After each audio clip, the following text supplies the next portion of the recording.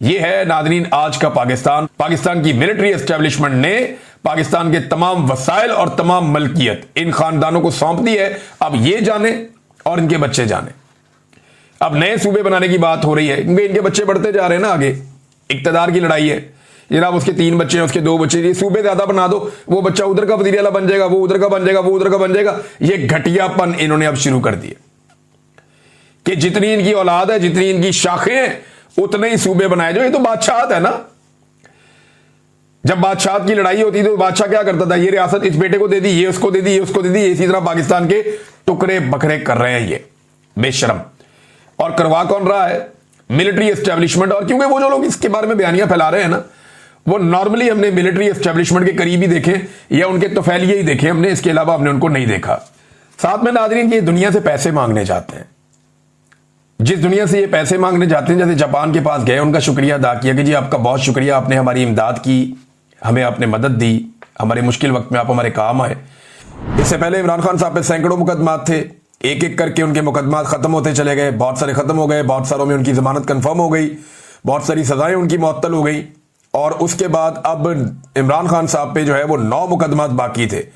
9 में से 8 मुकदमात फारिग हो गए हैं। अब इमरान खान साहब पे सिर्फ 1 मुकदमा बाकी है, जिसकी वजह से वो अडियाला जेल में मौजूद है। वैसे मुकदमात की वजह से तो इमरान खान साहब अडियाला जेल में नहीं है। इमरान खान साहब को बेगुनाह जेल के अंदर रखा गया सिर्फ इसलिए कि पाकिस्तान की जो मिलिट्री एस्टेब्लिशमेंट है वो उन्हें अपना दुश्मन समझती है और वो ये चाहती है कि इमरान खान साहब माफी मांगे। जैसा कि फील्ड मार्शल के स्टेटमेंट में भी आपने देखा, डीजी आईएसपीआर के स्टेटमेंट में भी आपने देखा, हर दूसरे दिन टाउट्स आते हैं और वो ये कहते हैं कि सच्चे दिल से पाकिस्तान तहरीक इंसाफ माफी मांगे, वरना ये कर देंगे, वो कर देंगे। तो ये एक पुरानी कहानी है जो चल रही है। एक बात तो साबित हो गई इस फैसले से कि 2 साल तक इमरान खान साहब को 9 मई के 8 केसेस में नाहक कैद रखा गया है। ये जो 9 मई के 8 केसेस में इमरान खान साहब को 2 साल तक जेल के अंदर रखा गया, ये नाहक कैद रखा गया है। ये बात आज सुप्रीम कोर्ट ऑफ पाकिस्तान से साबित हो गई। और यह भी साबित हो गई कि पाकिस्तान की अदालतों ने एक आले के तौर पे काम किया, एस्टेब्लिशमेंट का वो हथियार बनी और इस हथियार ने पाकिस्तान तहरीक इंसाफ को कुचलने में अपना पूरा किरदार अदा किया। अब चाहे ये लोअर जुडिशरी है, चाहे ये हाई कोर्ट्स हैं, ये सारा मामला आपके सामने है। ये अदालत ने फैसला दिया क्यों? देखें, अब हर तरफ जजेस कंट्रोल कर लिए गए हैं। सुप्रीम कोर्ट ऑफ पाकिस्तान में एक कंप्रोमाइज्ड किस्म के जजेस को पहुंचाया गया है। लेकिन मामला यह भी है ना कि जजेस पे भी दबाव होता है। एक दिन पहले 2 मुअज़्ज़िज़ जज साहिबान ने खत भी लिखा कि जनाब गलत तरीके से अदालत चल रही है, नाइंसाफी हो रही है, कानून और आइन के मुताबिक सुप्रीम कोर्ट ऑफ पाकिस्तान को चलना चाहिए। उन्होंने निशानदेही की। वकला का दबाव बढ़ता चला जा रहा है, जजेस के अंदर से दबाव बढ़ता चला जा रहा है। ये जब सारी चीजें होती हैं और उसके ऊपर सुहेल वड़ाइस साहब आर्मी चीफ की ख्वाहिश लाके छाप देते हैं कि जनाब इमरान खान इसलिए तो जेल के अंदर बंद नहीं है कि उसने जुर्म किए हुए, वो तो जेल में इसलिए बंद है कि वो आसिम मुनीर साहब से माफी नहीं मांग रहा या वो सच्चे दिल से माफी नहीं मांग रहा। अगर वो सच्चे दिल से माफी मांग ले तो मामला आगे बढ़ सकता है। तो सुहेल वड़ाइस साहब की तहरीरों पर तहरीरें आना शुरू हो जाती हैं। यूरोप के दौरे के ऊपर हमें आप सैर करें, लेकिन वहां पे भी ड्यूटी इतनी सख्त है कि वहां से वो तहरीरें लिख लिख के दे रहे थे ख्वाहिशात को जो है वो अमली जामा पहनाने के लिए। और ख्वाहिशात किसकी है? मिलिट्री एस्टेब्लिशमेंट की है। फील्ड मार्शल से उनकी मुलाकात होती है।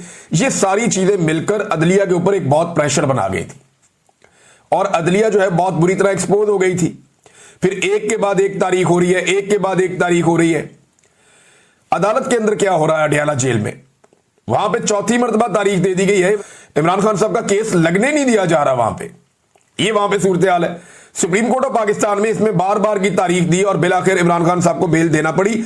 लेकिन इस केस में 1-2 चीजें मैं आपको बताऊं जो मैंने बात की है सहाफियों से। उन्होंने यह बताया कि जानबूझकर चीफ जस्टिस ऑफ पाकिस्तान ने बार बार ये जो केस था इसके मेरिट्स के ऊपर जाने से रोका। यानी केस के आपने मेरिट्स देखने होते हैं ना कि भाई ये गवाही सच्ची है या झूठी है। तो सुप्रीम कोर्ट ऑफ पाकिस्तान ने मेरिट्स के ऊपर जाने नहीं दिया वकला को।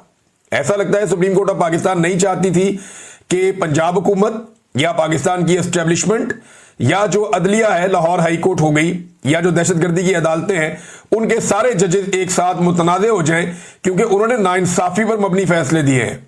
वो पुलिस वाला टेबल के नीचे घुस गया, सोफे के नीचे घुस गया, पुलिस वाला पर्दे के पीछे छुप गया, वो इतनी दूर से 4-4 5-5 बैरियर क्रॉस करके सारी सिक्योरिटी में से गुजरता हुआ सलमानी टोपी पहन के वो इमरान खान साहब के सामने पहुंच गया। भाई इस तरह की गवाहियों के ऊपर कौन खड़ा होता है? और एक शहर में गवाही कुछ और है, दूसरे में कुछ और है, तीसरे में कुछ और है। तो तहरीक इंसाफ तो तैयारी करके गई हुई थी, लेकिन चीफ जस्टिस ने इन मेरिट्स के ऊपर बातचीत नहीं होने दी। इससे पूरी की पूरी अदलिया जो है उसके कपड़े उतर जाते हैं। लेकिन अदलिया, ये इसका क्रेडिट जाता है किसको? देखिए, इसका एक तो क्रेडिट पाकिस्तान के अवाम को जाता है जिन्होंने हार नहीं मानी। 8 फरवरी 2024 के बाद से लेकर अब तक हार नहीं मानी और वो आज भी इमरान खान के साथ खड़े हैं। दूसरा, पाकिस्तान के सोशल मीडिया को भी एक क्रेडिट जाता है, लेकिन सबसे बड़ा क्रेडिट जाता है इमरान खान साहब की जो कानूनी टीम है उसे। वो टकरे मारते रहे, उन्हें पता है कंप्रोमाइज कर दिया, लेकिन उन्होंने उसमें से भी अपना काम निकाला। उन्होंने इतनी टकरे मारी कि बिलाखिर वो दरवाजा खुल गया। और इसमें बैरिस्टर सलमान सफदर जो है वो बहुत तारीफ के लायक है। इमरान खान साहब की जो पूरी वकला की टीम है वो सभी मुबारकबाद के लायक है। बैरिस्टर सलमान सफदर साहब हैं, सलमान अकरम राजा साहब हैं, इन लोगों ने बड़ा अच्छा काम किया। चीज मैं आपके सामने रखते हुए, तो ये फैसले पीटीआई के खिलाफ हो जाएंगे। और हुकूमत क्या कर रही है? एक्चुअली एस्टेब्लिशमेंट है जो कर रही है, ये पाकिस्तानियों को मायूस करना चाहते हैं। लेकिन इमरान खान ने पाकिस्तान की एस्टेब्लिशमेंट के साथ एक टेस्ट मैच शुरू कर दिया है। पहले शायद इमरान खान को जल्दी होती थी या उनकी पार्टी को जल्दी होती थी कि इमरान खान को फौरी तौर पे बाहर निकाला जाए, ये वाला मामला किया जाए, यहां पे अपील की जाए, ये वाला मुकदमा लड़ा जाए, फलां एहतजाज को तेज किया जाए। लेकिन इमरान खान साहब को अब जल्दी कोई नहीं है। ऐसा लगता है कि इमरान खान साहब ने अपने आप को बड़ी अच्छी तरह एडजस्ट कर लिया और कन्विंस कर लिया है कि मैं अब इस निज़ाम के साथ एक लंबी लड़ाई लड़ूंगा। और एक टेस्ट मैच इमरान खान और मौजूदा पाकिस्तानी मिलिट्री एस्टेब्लिशमेंट के दरमियान शुरू हो गया। अब ये जो टेस्ट मैच है, इसमें अभी तो 2 महीने का एक प्लान आया कि एहतजाज अभी शुरू होगा, 5 अगस्त को पीक पे जाएगा, उसके बाद फिर क्या क्या होगा, किस किस मरहले से गुजरेगा, ये पूरा एक कंप्रीहेंसिव प्लान है पाकिस्तान तहरीक इंसाफ के पास। इनके लोग गिरफ्तार भी होंगे, लोग निकला करेंगे, एहतजाज किया करेंगे। ये निजाम नहीं चलेगा इस तरह। देखिए, होता क्या है कि हुकूमत की कोशिश है किसी तरह निजाम चले। एक साहब गिरफ्तार होकर आए, वो इंटरव्यू दे रहे थे, यानी गिरफ्तार क्या हो गया, लापता होकर ही आए, और वो बात कर रहे थे शाकिर अवान साहब के साथ। तो उन्होंने कहा, जी देखिए, मुझे कहा गया कि अगर गलत लड़के लड़की की भी शादी हो जाए ना, तो फिर भी वो रिश्ता निभाना पड़ता है, चलाना पड़ता है। हम तो इनको हुकूमत दे चुके हैं, अब जो भी है टाइम तो गुजारना पड़ेगा। यानी इस तरह की बातें भी की जाती है। तो ये हुकूमत को अब धक्का लगा रही है एस्टेब्लिशमेंट, लेकिन ये इसका बोझ कब तक उठाएंगे, ये बहुत बड़ा प्रॉब्लम है। ऐसा लगता है कि दोनों एक दूसरे के खिलाफ होना शुरू हो गए, और इसका आगाज सहाफियों की जानिब से हो गया है कि जो एस्टेब्लिशमेंट के सहाफी हैं वो पीडीएम के ऊपर मलबा डालते हैं, और जो पीडीएम की जमातों के सहाफी हैं वो एस्टेब्लिशमेंट में मलबा डालते हैं। ये सिलसिला अब शुरू हो चुका है, और इसमें एस्टेब्लिशमेंट ने अब बाजू में रोड़ना शुरू करने हैं पीएमएलएन और पीपल्स पार्टी के भी बहाने से। तो ये चीजें आप आने वाले दिनों में देखेंगे। देखिए, इमरान खान साहब ने टेस्ट मैच की बुनियाद रख दी है, क्योंकि उनके पास ये इंफॉर्मेशन है कि मौजूदा हुकूमत और एस्टेब्लिशमेंट के पास मईशत चलाने का कोई प्लान नहीं है।